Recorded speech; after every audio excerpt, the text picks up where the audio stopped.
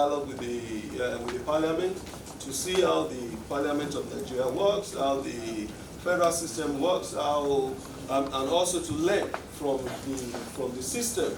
We also have very many issues that are the same. We are very aligned with Nigeria. That is, I'm now speaking from Somalia.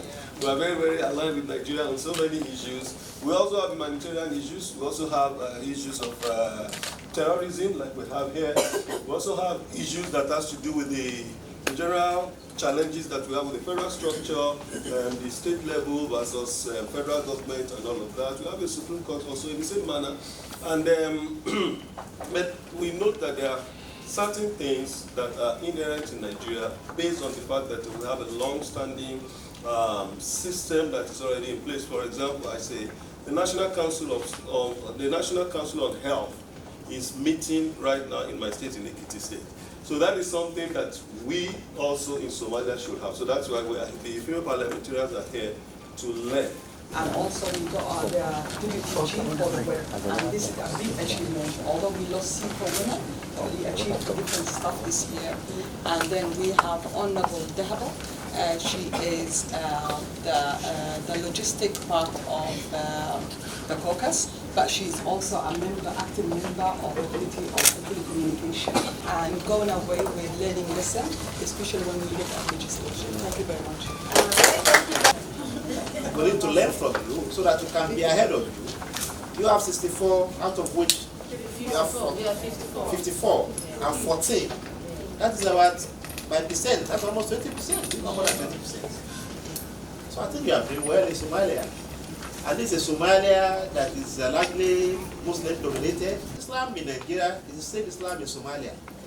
If Somalia could do it, we in Nigeria too, Muslims should be able to do it too. Islam allows women to participate in government. And that is what we are saying now in Somalia. So I think we have a lot to learn from you. Our Muslim senators are there, female senators are there watching. They are listening to us. And I'm happy you are going to the National Assembly, you know, for them to see what Somalia has done, how you have projected Islam, how we have projected that yes, indeed, Islam allows women inclusion in governance. They are making laws that are product of research. By the time they are speaking, moving the motion, passing the bill, you know, those bills are bills that emanated from this institute. In other words, we are the intellectual hub of the Nigerian Parliament. At every point, the military struck, they abolished the legislation, they dismantled the House, they dismantled the political parties. It's only the executive and the executive and the judiciary that they are allowed to stay. So when in 1999 democracy returned back to the field, how do we hone the scale of the parliamentarians? Anybody could be elected into parliament. You can be a carpenter, you can be a soothsayer, you can be anything. And parliamentary work is a specialized work. If you don't have the knowledge to do it, call yourself a professor, you can't do it.